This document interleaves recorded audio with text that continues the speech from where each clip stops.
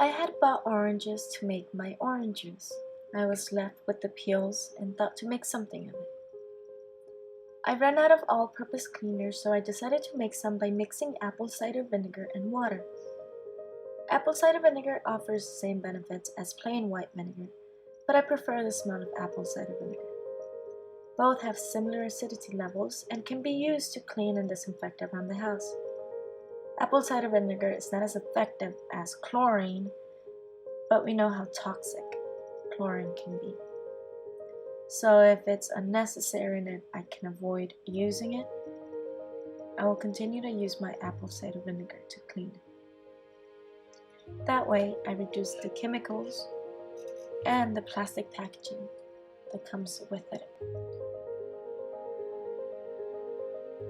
I put 1 part vinegar and 1 part water, and then I add as much orange peels as I thought was needed.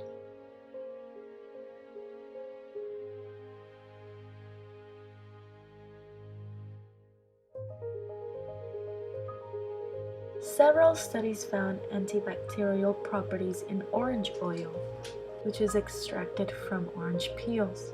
So this cleaner doesn't only clean, but it smells great, it's biodegradable, and you don't spend much